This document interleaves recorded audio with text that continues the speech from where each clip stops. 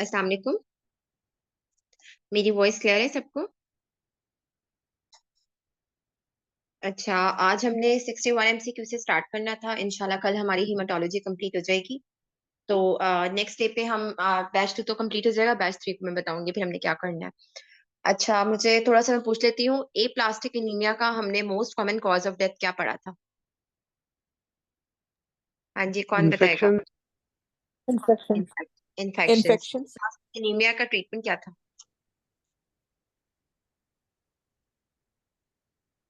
Treatment हाँ आता है तो फिर बहुत बड़ा ट्रांसप्लांट है ना। नहीं, एज रिलेटेड था ना? जी क्राइटेरिया क्या था? जी, फिलगेस्ट्रिन। क्या क्राइटेरिया ट्रीटमेंट का? रिवाइज नहीं किया आप लोगों ने हीमाटोलॉजी? अच्छा, क्राइटेरिया क्या था स्पेरिटी का? नाम क्या था क्राइटेरिया का? कैमिटा क्राइटेरिया। अच्छा। और उसके अलावा हमारे पास हमने पढ़ा था, कॉमनली हमने पढ़ा था थैलासीमियास की कितनी टाइप्स हैं फर्दर? अल्फा और बीटा हो गया, ठीक है। L for beta thalassemia. Hydrops fetalis क्या होता है?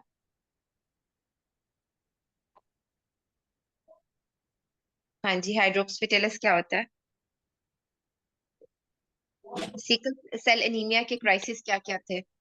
4 क्राइसिस इसके निमोनिक के साथ आए थे सिकल सेल एनीमिया।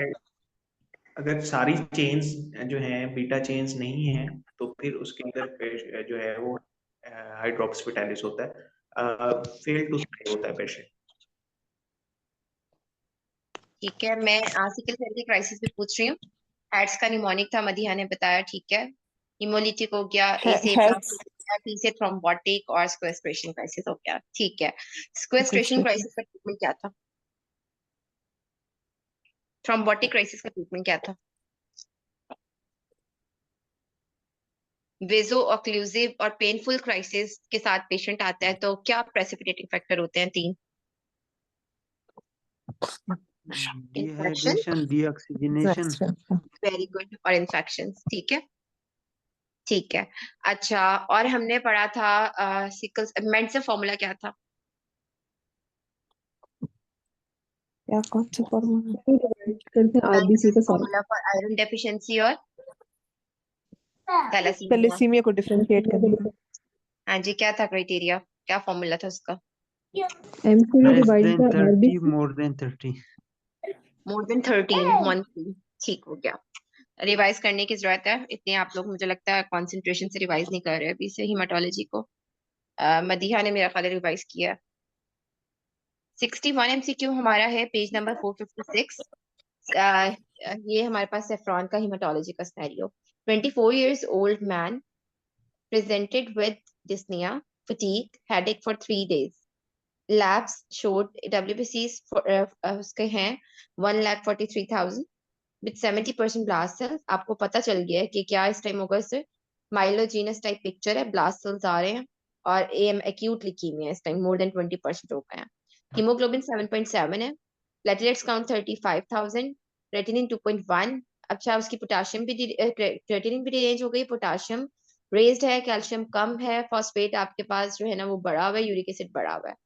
अच्छा, अब ये हमारे पास कौन से क्राइसिस में है? ट्यूमर लाइसिस सिंड्रोम में, ठीक है। ट्यूमर लाइसिस सिंड्रोम में जो हमारे पास हीमेटोलॉजिकल होती है ना मैलिग्नेंसीज, वो ज्यादा ट्यूमर लाइसिस सिंड्रोम में जाती हैं। इसमें आपने अब इसमें क्या करना होगा, रेस्पिरिकेस, एलोपिरिनॉल और लीकोएफरेसिस, सारे ही ऑप्शंस हैं आपके पास, क्योंकि डब्ल्यूबीसी काउंट एक्यूट ल्यूकेमिया है, WBC count more than 1 lakh है। वैसे हमने सीएमएल में कहा था कि कब करना है आपने, जब आपके पास जो थी प्रायोपिज्म और जो सारे एक्लूसिव क्राइसिस और ये चीजें आ रही थी तब आपको करानी थी, ठीक है।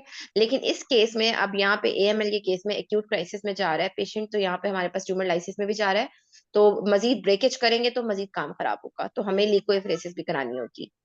मेरे अपने फादर का मुझे याद है, जब उनको जिस डायग्नोज हुआ था तो मैं बहुत परेशान होती थी। मैंने ट्यूमर लाइसिस सिंड्रोम, उस टाइम तो मैंने खैर हाउस जॉब भी की थी, तो मुझे होता था ट्यूमर लाइसिस सिंड्रोम ना हो जाए। मैंने पढ़ा था बस हल्का सा उनको की हाउस जॉब के दौरान।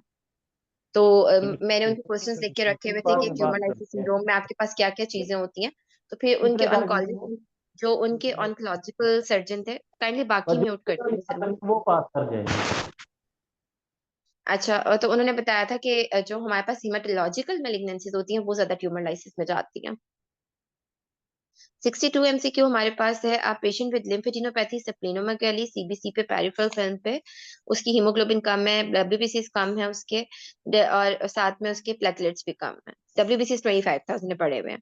पेरिफेरल फिल्म पे डब्ल्यूबीसीज are high in number with pale blue cytoplasm, prominent nuclei और हेयर लाइक प्रोजेक्शंस। ये टिपिकल हेरी सेल ल्यूकीमिया की पिक्चर आती है, ठीक है। तो इसमें आपके पास pale blue cytoplasm, prominent nuclei और हेरी लाइक प्रोजेक्शंस। इसमें हेरी सेल ल्यूकीमिया में जो डाई यूज होता है, ट्रैप यूज होता है। इस तरह का भी किसी पास पेपर में मैंने एमसीक्यू देखा था। 63 MCQ हमारे पास है। Which acquired genetic alteration is required universally present in Hodgkin's, आपके पास क्लासिकल हॉजकिंस लिम्फोमा।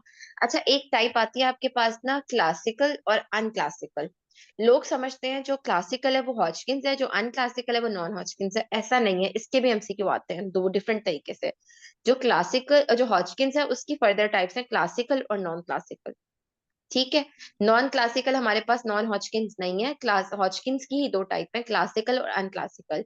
अब इसमें हमारे पास सीडी कौन से आते हैं, इसका एमसीक्यू आता है कि क्लासिकल में कौन से आएंगे, अनक्लासिकल में कौन से आएंगे। इसका अप टू डेट ने टेबल बहुत अच्छा बनाया हुआ है। आप में से जिसके पास अप टू डेट है, नहीं तो वो ग्रुप पे एक पिक्चर बना के शेयर करेगा, क्लासिकल और अनक्लासिकल टाइप ऑफ हॉजकिंस लिम्फोमा, ठीक है।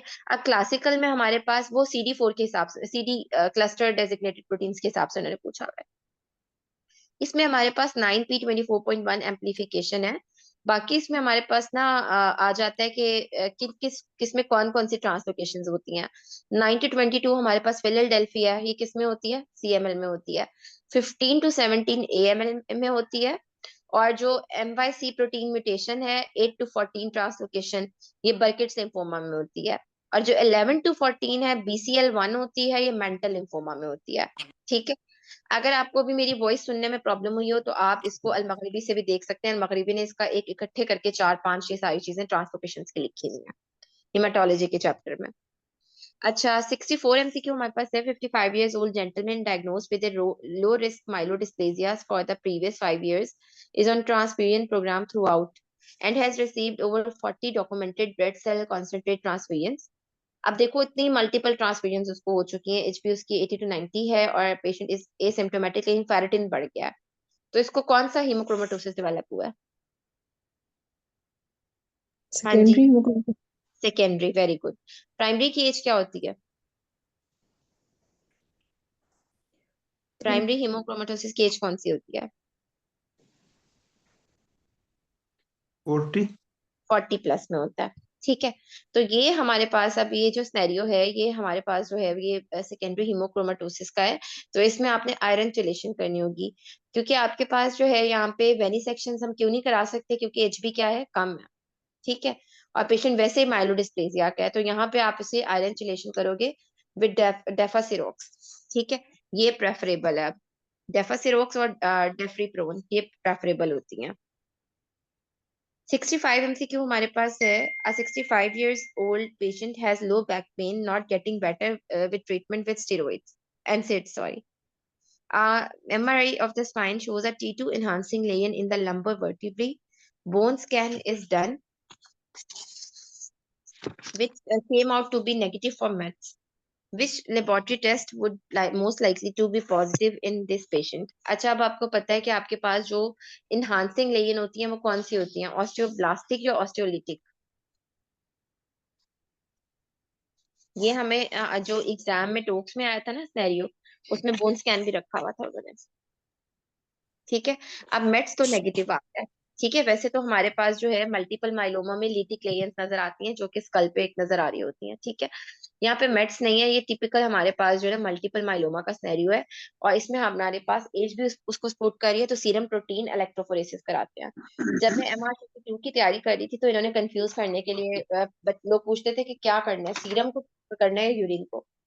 तो ऑप्शन में ये एक ही देते हैं, सीरम या फिर आपके पास प्रोटीन, ठीक है। तो अब हमारे पास जो है ना इसमें हमारे पास जो है सीरम प्रोटीन इलेक्ट्रोफोरेसिस का ऑप्शन दिया हुआ है।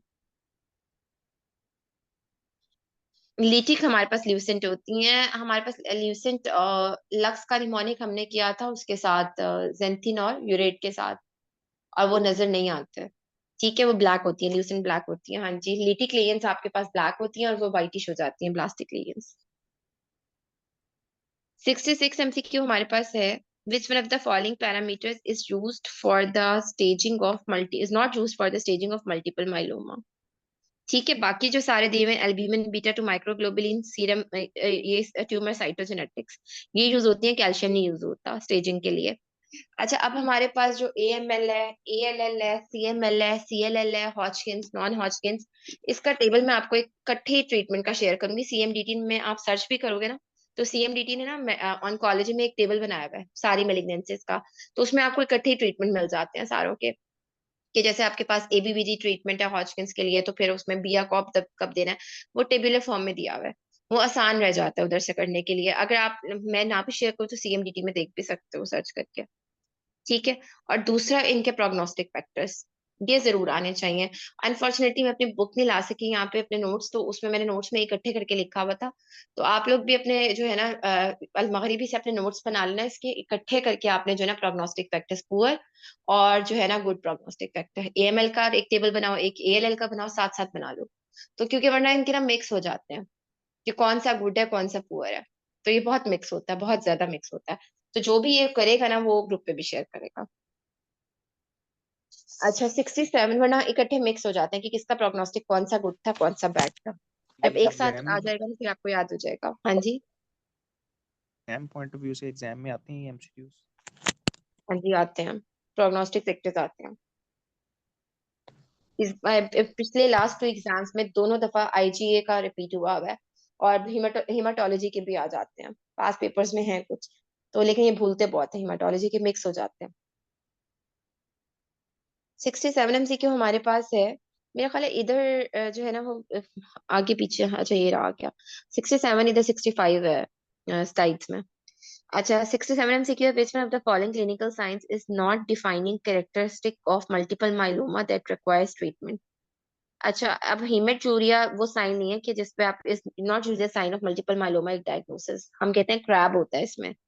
क्रैब में C कैल्शियम है, रेस्ट कैल्शियम, R से रीनल इंसफिशिएंसी, A से एनीमिया और B से बोन लीजेंस, लिटिक बोन लीजेंस नजर आती हैं इसमें। ठीक है, अब मल्टीपल माइलोमा का हमारे पास जो है ना वो लिटिक बोन लीजेंस का स्कल एक्सरे भी आता होता है एग्जाम में, टोक्स में, और जो MRCP2 के कैंडिडेट्स हैं उनको वैसे ही आता है, एग्जाम में आता है। 68 MCQ है, 75 years old female came for investigated for an elevated total protein level found on the routine testing। अच्छा, अब एलिवेटेड प्रोटीन लेवल्स आ गए हैं, patient is otherwise asymptomatic, further testing shows normal HBl calcium level, crab निकल गया आपके पास, crab नहीं आ रहा लेकिन बोन रेज्ड है, तो हमारे पास अब हमारे जहन में 2 चीजें आएंगी, एमगस, एमगस आएगा, स्मोल्डरिंग में ये होता है कि आपके पास उसमें भी क्रैब नहीं होता लेकिन उसमें ये चीजें होती हैं। अब आगे देखते हैं लेवल कौन सा है, एमगस का है या स्मोल्डरिंग का। अच्छा, अब इसमें skeletal survey is normal, 24 hourly urinary protein is normal. अब हमारे पास जो स्मोल्डरिंग है या वेल्डरस्टोम्स हैं, इनमें आपके पास कुछ लेवल इसके रेज्ड आते हैं, लेकिन अब वो भी निकल गया। अब हमारे पास एमगस बच गया, मैरो बायोप्सी पे आपके पास 6% प्लाज्मा सेल्स आ गए हैं, जो कि लेस देन 10% जो कि एमगस को शो करते हैं। स्मोल्डरिंग में आपके पास मोर देन 10% लेकिन लेस देन 20% होते हैं। अच्छा, मैंने आपको एक पढ़ाए थे neutrophilic syndromes, B cell deficiency, T cell deficiency, B और टी सेल मिक्स्ड, उसमें हमने IgM को रेस्ट किया था एक, वो कौन IgM रेस्ट किया था या डेफिशिएंट किया था, इस तरह का था, वो कौन सा सिंड्रोम था? वो हाइपर आईजीएम सिंड्रोम में आईजीएम रेज होता है। हाँ, तो क्या नाम था उसका दूसरा? ये दूसरा मैंने आपको पढ़ाया था, विस्कॉट एल्ड्रिक था, उसका भी एक आध MCQ आता है हेमाटोलॉजी में ही, वो IgM रेस्ट करके उन्होंने बताया हुआ होता है, उसको विस्कॉट कंफर्म। एल्ड्रिच। अच्छा, उसमें आपके पास लो प्लेटलेट्स होते हैं, ठीक है, वो भी एक MCQ आता होता है, उसे स्मोल्डरिंग के ऑप्शंस में डाला हुआ जरूर होता है। अच्छा, हाइपर आइजियम 69, सिंड्रोम में आइजियम नॉर्मल, हाइपर आइजियम सिंड्रोम में मेरे ख्याल में आइजियम नॉर्मल होता है। उसका वो जो विस्कॉट एल्ड्रिक सिंड्रोम है ना, उसमें हमारे पास IgM रेज्ड और प्लेटलेट्स लो थे, इस तरह का था वो टेबल, मैंने आपको कराया था बहुत अच्छे तरीके से, एक बार रिवाइज कर लीजिएगा उसको। अभी बैच 3 का वो रहता है। अच्छा, नेक्स्ट एमसीक्यू हमारे पास है 69। A diagnosed case of multiple myeloma presented with sudden onset of lower limb weakness associated with urinary incontinence. अब हमें पता चल गया इनकॉन्टिनेंस है तो अपर मोटर न्यूरॉन टाइप होगी। Severe back pain for 5 hours. MRI of the spine shows mass at L4 L5 vertebrae. What is the next best course? अब हमारे पास ये मल्टीपल माइलोमा का केस है, तो यकीनन मैट्स के हैं, तो फौरी जो फौरी बेस्ट नेक्स्ट ट्रीटमेंट है, आपने हाई डोज स्टेरॉइड्स देने हैं और रेडिएशन थेरेपी करनी है।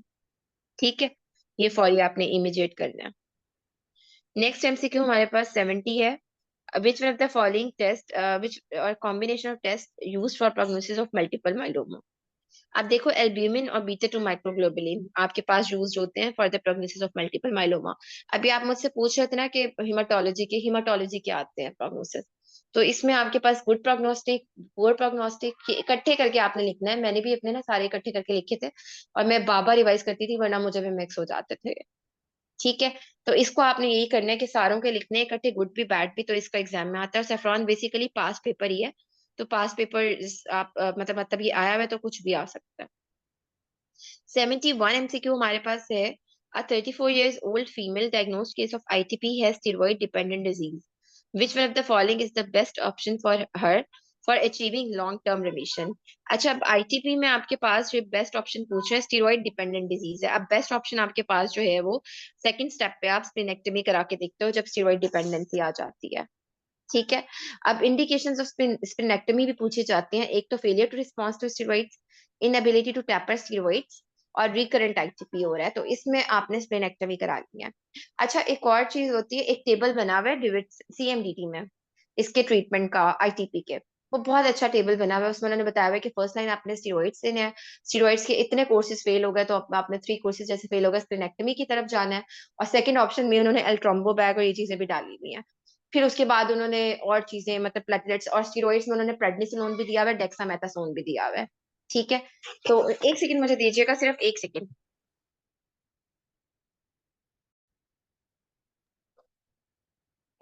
अच्छा, तो वो आपको मैं ना क्लास के बाद भी शेयर कर दूंगी वो टेबल आपके पास ना, वो सारा ट्रीटमेंट उस पर ही सारा रिवाइज हो जाता है। अच्छा, 72 एमसीक्यू हमारे पास है। 25 years old female presented with easy bruisability for 3 months. She is otherwise asymptomatic with no history of bleeding. CBC shows normal HP with platelets of 40,000. कोई हिपैटोसेप्टिनोमेगैली नहीं है, कोई लिम्फेडिनोपैथी नहीं है, बट शुड बी डन। अच्छा, यहाँ पे आपने CLL का ना, ये आपके पास लॉन्ग केस में भी आता है CLL का पेशेंट लिम्फेडिनोपैथी के साथ, मेरा भी शॉर्ट केस था। तो CLL की ना वो मैनेजमेंट पूछते हैं कि ट्रीटमेंट के इंडिकेशंस क्या होती हैं। ठीक है, प्रोग्नोसिस के फैक्टर अलग हैं और ट्रीटमेंट के ऑप्शंस अलग हैं, तो कुछ लोग उससे ना एग्जाम में मिक्स कर रहे थे। ठीक है, तो अब आपके पास जो है ना, ये यहाँ पे तो आपके पास जो है वो सिंपल, ये तो हमारे पास ITP का केस है, तो CLL का मुझे अपना पेशेंट याद आ गया था वो वाला, तो उसका भी आगे ऑप्शन आएगा, MCQ आएगा। तो यहाँ पे हमारे पास जैसे ITP का 30,000 से ऊपर प्लेटलेट्स दिए हुए आपके पास, तो यहाँ पे आपने सिंपल ऑब्जर्वेशन करनी है। अच्छा, ITP का भी जो केस आता था ना शॉर्ट लॉन्ग केस में, तो वो पिटेकी का पेशेंट होता था, लोग उसको डायरेक्ट जंप करके ITP बोल देते थे। उन्होंने उस पे फाइल पे देखा होता था, तो उसमें भी वो फेल करते थे, क्योंकि आपके पास ITP is the diagnosis of exclusion. ठीक है, पहले आपने सारे फैक्टर्स रूल आउट करने हैं, फिर आपने ITP बनाना होता है। तो ये आपने डीडीज इंशाल्लाह क्लिनिकल केस में सीख जाओगे कि कैसे बोलनी होती हैं। अच्छा, नेक्स्ट MCQ हमारे पास है 73। Which one of the following findings would be most useful in making a diagnosis of ITP most likely? आपके पास पेशेंट स्टेरॉइड्स को रिस्पॉन्स देते हैं तो मोस्ट लाइकली ITP होता है। अच्छा, हमारे पास जो प्रेगनेंसी इंड्यूस्ड थ्रोम्बोसाइटोपेनिया के भी केस आते हैं, उसमें हम ITP और उसे दीदी को लेके चल रहे थे, प्रेगनेंसी इंड्यूस्ड थ्रोम्बोसाइटोपेनिया। तो मेरे सुपरवाइजर यही क्या कहा करते थे कि हम इनको स्टेरॉइड्स की ट्रायल देके देखते हैं, अगर स्टेरॉइड्स को रिस्पॉन्स कर गई ना तो इसका मतलब है कंफर्म ITP होगी। तो प्रेगनेंसी में वैसे भी आपने 20,000 से ऊपर पे प्लेटलेट्स भी ट्रांसफ्यूज करने होते थे, वरना 10,000 प्लेटलेट्स ट्रांसफ्यूजन की इंडिकेशन होती है। अच्छा, 74 MCQ हमारे पास है। 15 years old boy presented with fever, bruising, fatigue for 10 days. CBC पे HP उसकी 7.3, WBC 60,000 और 70% ब्लास्ट सेल्स हैं। अब हमारे जहन में आगे आने लग गया, इधर AML हो गया या ALL होगा। प्लेटलेट 60,000 हो गया। बोन मैरो पे हमारे पास जो है ना hyper cellular marrow with 80% blast है। अब देखो यहाँ पे टीडीटी डाई बता दिया, ठीक है। चेस्ट एक्सरे पे मेडियस्टिनल मास, वो कहते हैं एएलएल में मेडियस्टिनल मास मिलता है आपको। इसमें बाज लोग हम लोग कंफ्यूज होते थे कि हॉजकिंस लिम्फोमा क्यों नहीं है ये, तो यहाँ पे हमारे पास डाई भी एक बता रहे हैं, ठीक है। और हमारे पास जो है ना हमें माइलोपेरोक्सिडेज डाई आया था। अच्छा, तो इसमें आपके पास जो है ना ये एएलएल का केस बनता है टिपिकल, ठीक है। एक तो ये है कि ब्लास्ट सेल्स बता दिए इन्होंने, और दूसरा डाई बता दिया, और मैथ आपके पास एएलएल में भी मिल जाता है। नेक्स्ट एमसीक्यू मदीहा पूछ रही है, ma'am examine causes jar DD सुनते हैं और करते रहते हैं और जो कोई उल्टी सी डिजीज का नेम बता दें। हाँ जी बिल्कुल ऐसे ही होता है, इसलिए आपने बहुत ध्यान से बोलना होता है एग्जाम में, कि डीडीज बहुत ध्यान से बोलनी होती है, क्योंकि वाइवा आपका सारा डीडीज पे होता है। अच्छा 70 आपकी ना क्लिनिकल की तैयारी आपके रिटर्न पे बहुत डिपेंड करती है, बहुत ज्यादा डिपेंड करती है। मैंने बहुत सारे केसेस, बहुत सारी मेरी अपनी फ्रेंड ऐसी थी जिसकी थ्योरी इतनी स्ट्रांग थी, उसका क्लिनिकल बहुत ज्यादा स्ट्रांग नहीं था, लेकिन वो एग्जाम निकाल गई थी। क्योंकि थ्योरी अगर बहुत ज्यादा स्ट्रांग होती है तो आप अपना केस बहुत अच्छा डिफेंड करते हो। अच्छा 75 एमसीक्यू हमारे पास है, a patient with history of ITP admitted with history of intestinal obstruction which needs laparotomy. Surgeon wants you to assess the patient regarding management of platelets. अब हमारे पास बस टारगेट जो है is will advise to prevent excessive bleeding. Major surgery में हमारे पास जो है वो 80,000 to 1 लाख, माइनर सर्जरी में 50,000 to 80,000। ये बात हमने पहले भी डिस्कस की थी कि हमारे उसमें एलपी वाले जो पेशेंट, अक्सर एक पेशेंट की मैंने आपको बताया था कि उसके प्लेटलेट काउंट 50 या 40 थे ऐसे, और एलपी कर दी थी किसी पीजीआर ने, और मदिया ने भी अपना एक सिनेरियो सुनाया था इस तरह का। तो इसमें ये और चीज आपने याद रखना है कि आपके पास इसमें माइनर सर्जरी में 50 to 80 के बीच में रखना है, मेजर सर्जरी में आपने 80 to 1 लाख के बीच में रखना है। और सीके टीम स्प्लेनेक्टोमी कितना, स्प्लेनेक्टोमी पर कितना रखना है? उसमें भी आपके पास मेजर सर्जरी है ना, तो 1 लाख तक तो रखना है आपने प्लेटलेट काउंट। अच्छा मेरी कुछ क्वेश्चन मैं आपसे पूछने लगी थी, जैन से मेरे स्किप हो गया। अच्छा चले आता है तो पूछती हूँ। 76 एमसीक्यू हमारे पास है, a patient was admitted for treatment with NSTEMI 1 week back, which was managed with antiplatelets and unfractionated heparin. Patient was discharged successfully 2 days back. Today, patient presented with complaints of right leg swelling. CBC done, which shows platelets 25,000, or which were 2,50,000 initial admission. अब उसकी proximal DVT भी आ गई है। अब हमारे पास ये typical scenario बन रहा है हेपरिन इंड्यूस्ड थ्रोम्बोसाइटोपेनिया का। इसमें आपने जो है ना, आपने हेपरिन को चेंज करना होता है, अर्कोपेट्रिन की तरफ डालना होता है, मतलब हेपरिन को स्टॉप करा के, ठीक है। अब आपके पास हेपरिन इंड्यूस्ड थ्रोम्बोसाइटोपेनिया की भी आगे से फर्दर 2 टाइप्स हैं, हेपरिन इंड्यूस्ड थ्रोम्बोसाइटोपेनिया 1 और 2, ठीक है।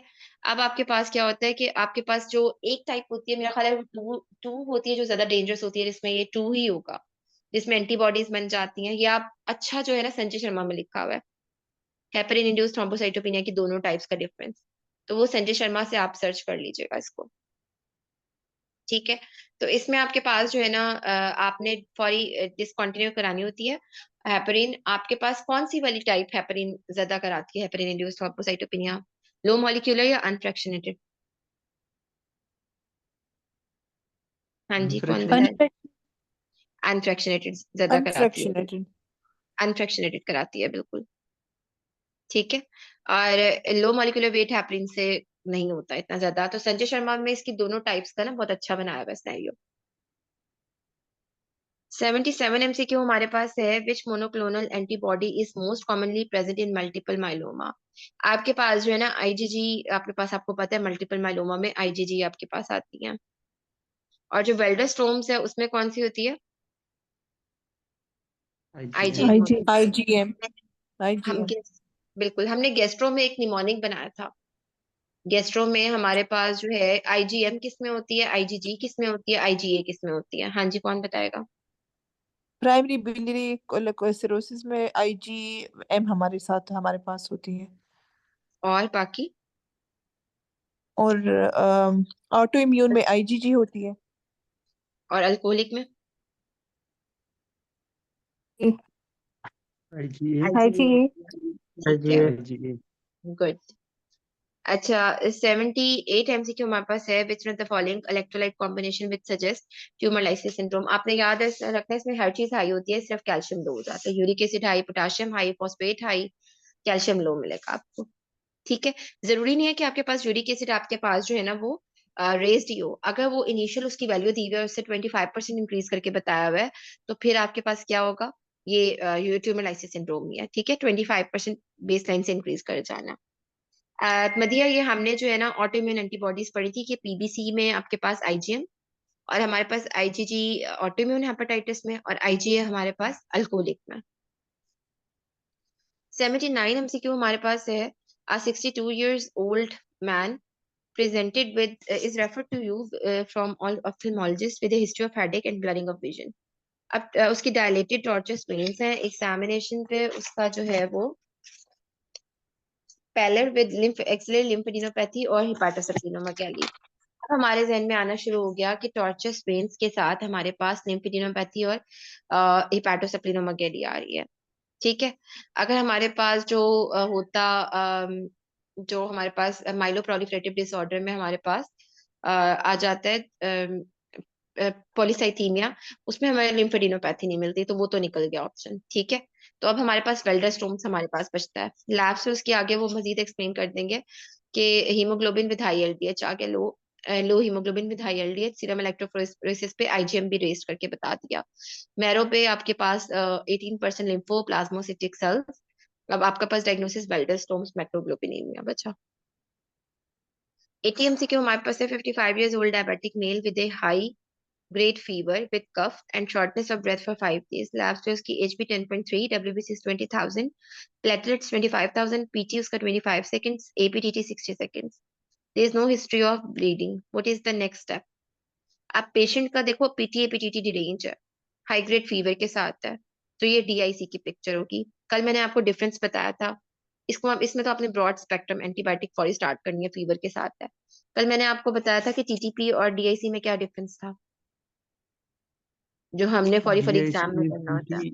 डीआईसी में एपीटीटी नॉर्मल रहता है, डीआईसी डीआईसी में में, रेज्ड हो जाता है, जबकि दूसरे टीटीपी में नॉर्मल रहेगा। हाँ जी।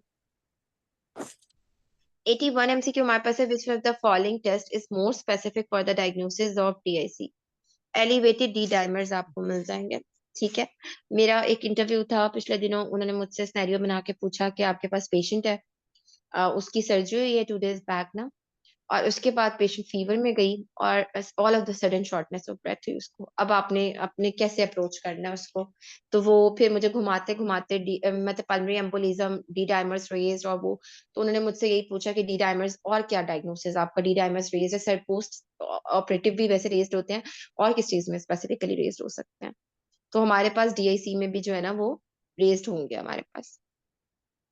ठीक है, इसमें आपके पास जो है फिब्रिन डी डाइमर और फिब्रिन डिग्रेडेटेड प्रोडक्ट्स जो है वो मोर स्पेसिफिक होते हैं फॉर डीआईसी।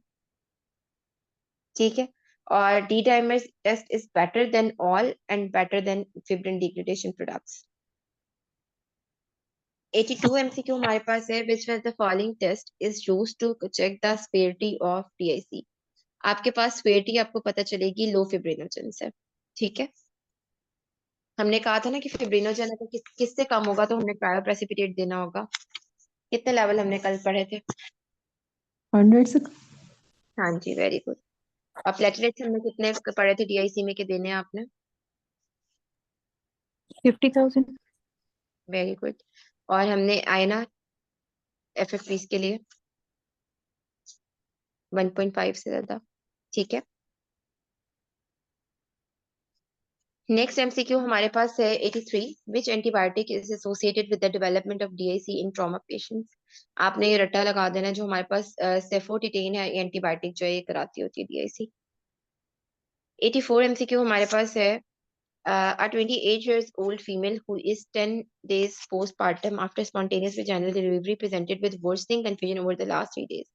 पैलर है, मल्टीपल ब्रूजेस हैं, हमारे पास फेवरेट है। आपके जहन में डीआईसी आना शुरू हो गया। अब हम देखते हैं कि कैसे डीआईसी निकल के ये पीटी एपीटीटी नॉर्मल दिखा दिया उन्होंने, सीबीसी पे एचपी नॉर्मल, हाई डब्ल्यूबीसी। तो हमारे पास ये फीवर आपके पास हो गया, ये हमारे पास पेंटार्ड बन रहा है, कंफ्यूजन हो गई, ये हमारे पास पेंटार्ड बन रहा है टीटीपी का। ठीक है, डीआईसी हमारे पास क्यों नहीं बना, पीटीए पीटीटी नॉर्मल है। ठीक है, नेक्स्ट हमारे पास एमसीक्यू है 85। A patient is started on clopidogrel 2 weeks back for STEMI and presented with confusion and fever. Last was KHB 10.3, platelets 50,000, LDH 3,000, PTA PTT normal. अब हमारे पास पेरिफेरल फिल्म पे उसकी शिस्टोसाइट्स आ गए। अब देखो आप इसमें फीवर है, क्रेटिनिन किडनी इन्वॉल्वमेंट हो जाना, शिस्टोसाइट से हेमोलिटिक एनीमियाज हो जाना, थ्रोम्बोसाइटोपिनिया हो जाना, कंफ्यूजन हो जाना, तो ये हमारे पास क्या बन रहा है, और पीटीए पीटीटी नॉर्मल आ गया। ये भी टीटीपी बन रहा है, इसका ट्रीटमेंट भी प्लाज्मा एक्सचेंज होगा आपके पास। 86 MCQ है, a known case of SLE patient diagnosed as having TTP, plasma exchange is not available। अब देखो टीटीपी का तो हमारे पास ट्रीटमेंट क्या था, plasma exchange. In the mean while what treatment will you recommend. अब वो कहते हैं कि अगर आपके पास प्लाज्मा एक्सचेंज अवेलेबल नहीं है तो टीटीपी में आप एफएफपी ट्रांसफ्यूजन करोगे। ठीक है, टीटीपी का ट्रीटमेंट दो तरीके से पूछा जाता है कि प्लाज्मा एक्सचेंज आइडियल ट्रीटमेंट, अगर नहीं है तो एफएफपी ट्रांसफ्यूजन।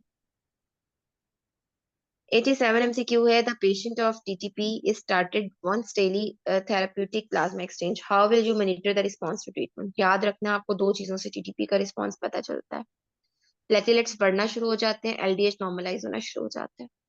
ठीक है, और अगर ये आपके पास प्लेटलेट्स 2 कंसेक्टिव डेज तक नॉर्मल रहे तो आपने फिर ट्रीटमेंट को स्लोली स्लोली टेपर ऑफ करना होता है। 88 MCQ है, patient of TTP was managed successfully initially and plasma exchange has been stopped। TTP का पेशेंट है, प्लाज्मा एक्सचेंज स्टॉप कर लिया, नॉर्मल प्लेटलेट्स हो गए, एलडीएच नॉर्मल हो गया, schistocytes were not present on peripheral, लेकिन दोबारा रिकरेंट हो रहा है। 2 months after treatment patient again develop. अब इस केस में आपने क्या करना है, प्लाज्मा एक्सचेंज के साथ आपको रिटॉक्सीमैब ऐड करके देनी होगी। हमारे पास हमने मायस्थीनिया का ट्रीटमेंट में रिटॉक्सीमैब का रोल कब पड़ा था? हाँ जी, बेस्ट 2 रेजिस्टेंट केस में, अगर रिकरेंट नहीं रेजिस्टेंट। रेजिस्टेंट में हमारे पास जो है ना वो जब हम लोग क्लिनिकल केस की तैयारी कर रहे थे ना, तो बहुत सारे मायस्थीनिया के केसेस पड़े होते थे, तो उनके चार्ट पे लिखा होता था रिटॉक्सीमैब होते हैं। 89 MCQ हमारे पास, हाँ जी, जब आपके पास स्टीरॉइड्स रेजिस्टेंस आना शुरू हो जाए और आपके पास जो है वो इम्यूनोसप्रेसिव से भी एजाथायोप्रिन भी नहीं असर कर रहा। 89 MCQ, which one of the following suggests TTP? Adam TS13 levels less than 10%, ये आपके पास सजेस्टिव हो जाते हैं। लेस देन 10% अगर हो तो वो टीटीपी को शो करते हैं। लास्ट एमसीक्यू आज का 90 MCQ, classification of von Willebrand disease is based on which of the following. अच्छा, क्लिनिकल फिनोटाइप पे भी और पैथोफिजियोलॉजिकल मैकेनिज्म्स। अब इसकी भी ना आपके पास वोन विलिब्रेंट डिजीज की टाइप होती है, टाइप 1 जिसमें पार्शियल क्वांटिटेटिव डेफिशिएंसी आ जाती है, टाइप 2 में आपके पास क्वालिटेटिव डिफेक्ट आता है। इसकी टाइप 2 की फर्दर 4 सब टाइप्स है, जिसमें एम एन टाइप। ये आप ना नेट से एक टेबल निकालोगे WPW का, तो उसमें आपके पास जो है ना ये वोन विलिब्रेंट डिजीज का VW डिजीज का आपको मिल जाएगा उसमें टेबल ना, जिसमें आप MN टाइप भी है, M टाइप भी है, ये सारी टाइप 2 की फर्दर टाइप्स दिखाई दी हैं। उसमें आपके पास एक टाइप ऐसी होती है जिसमें आपके पास प्लेटलेट्स भी कम आ जाते हैं, वो टाइप 2B होती है। ठीक है, 2 की फर्दर एक सब टाइप होती है। टाइप 3 में आपके पास टोटल एब्सेंस ऑफ वोन विलिब्रेंट फैक्टर आ जाता है। टाइप 1 में क्वांटिटेटिव, टाइप 2 में क्वालिटेटिव, उसकी फर्दर 4 टाइप्स हैं और उसके साथ थ्रोम्बोसाइटोपिनिया भी होता है। और टाइप 3 में आपके पास टोटल एब्सेंस हो जाता है। जब हम क्लिनिकल तैयारी कर रहे थे तो एक हमारे पास ये केस वोन विलिब्रेंट डिजीज का भी था। किस टाइप की ब्लीडिंग होगी वोन विलिब्रेंट डिजीज में? म्यूकोजल म्यूकोजल ब्लीडिंग होगी। हीमोफीलिया से आप डिफरेंशिएट इसको इस बेस पे कर रहे होते हो ना, कि इसमें म्यूकोजल ब्लीडिंग मिलती है आपको, और यही सबसे most common type of bleeding disorder में आपके पास आ रहा होता है। ठीक है, और अगर आपके पास इसमें आपको थ्रोम्बोसाइटोपिनिया मिलता है तो फिर उसके साथ जो है ना हम डिसाइड करते हैं कि ये वेदर इस पेशेंट को अभी जो है ना कौन सी डिजीज होगी, इधर इसको थ्रोम्बोसाइटोपिनिक इंड्यूस ब्लीडिंग है या फिर ये वोन विलिब्रेंट। तो फिर हम अगर बहुत ज्यादा हैविली ब्लीड कर रहा है पेशेंट और म्यूकोजल ब्लीड भी है और साथ में उसको थोड़ा थोड़ा जो है ना वो जॉइंट्स में या इस तरह, तो फिर हम वोन विलिब्रेंट डिजीज की टाइप 2 भी सस्पेक्ट करते हैं, जिसमें प्लेटलेट्स भी कम हो रहे हैं। ठीक है, अच्छा यहाँ तक किसी का कोई क्वेश्चन हो? मैडम इससे अस्सलाम रिलेटेड तो मैडम एक क्वेश्चन वैसे पूछना था कि मैम हमारे लास्ट पेपर में एक क्वेश्चन आया था कि रीनल सेल कार्सिनोमा में जब पॉलीसाइथीमिया हो जाता है तो वो डायरेक्ट मैनिफेस्टेशन मैलिग्नेंसी की वजह से होती है या पेरिन्यूप्लास्टिक मैनिफेस्टेशन है वो, या वो ओवर प्रोडक्शन ऑफ एरिथ्रोपोइटिन की वजह से, तो मीन्स किस तरह के मिलते जुलते ऑप्शंस आए हुए थे। अच्छा सही है, रीनल सेल कार्सिनोमा का ये इसको देख लेते हैं। वैसे तो मैम इसमें सेकेंडरी पॉलीसाइथीमिया होता है, इसके ट्यूमर्स में होता है और हमने यूट्रस के ट्यूमर्स में पढ़ा था। लेकिन अब इसके बिहाइंड पैथोफिजियोलॉजी चले, इसको मैं नेट से सर्च करूंगी फिर सारा। राइट। ठीक हो गया। अस्सलाम वालेकुम डॉक्टर रूज। वालेकुम सलाम।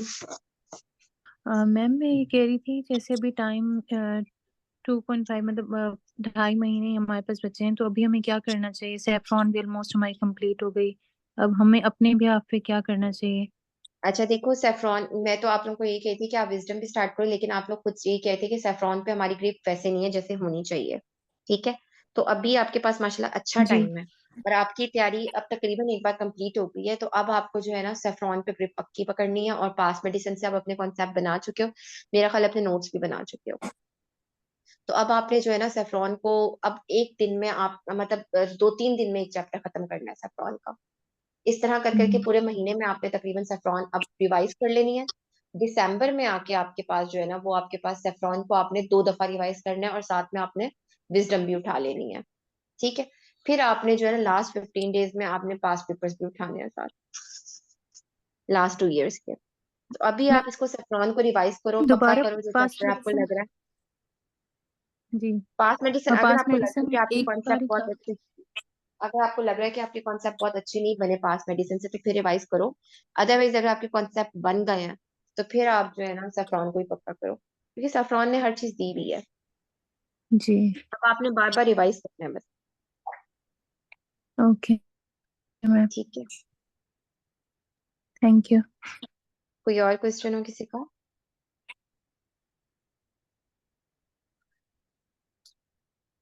चलें फिर कल हम इंशाल्लाह, हमारी हीमेटोलॉजी कंप्लीट हो जाएगी तो फिर कल मुलाकात होती है। ओके। सेफ्रॉन बिल्कुल पास पेपर्स हैं, लेकिन जो रीसेंट 2 ईयर्स के पास पेपर है ना वो आपको सिर्फ उठा के कर लेने चाहिए। मैंने तो सिर्फ लास्ट 1 ईयर का किया था ऑनेस्टली स्पीकिंग, मतलब मैंने उसका ही किया था क्योंकि मुझे लग रहा था कि बहुत गंदी हैंड राइटिंग में लिखे हुए हैं बाकी। तो लास्ट 1 ईयर के तो जो लास्ट 2 डाइट्स आपकी गुजरी होती है ना, लास्ट 2-3 डाइट्स उनके जरूर करो। इस तरह जरूर करने हैं। ठीक है, पेपर्स पास पेपर्स की कलेक्शन मेरे पास नहीं है क्योंकि मैंने खुद भी नहीं किए थे। अगर किसी और के पास है तो वो जरूर शेयर करते ग्रुप पर। कोई और क्वेश्चन हो किसी का? चलें फिर क्लास एंड करते हैं, इंशाल्लाह कल फिर इसी टाइम मुलाकात होती है। ओके, अल्लाह हाफिज।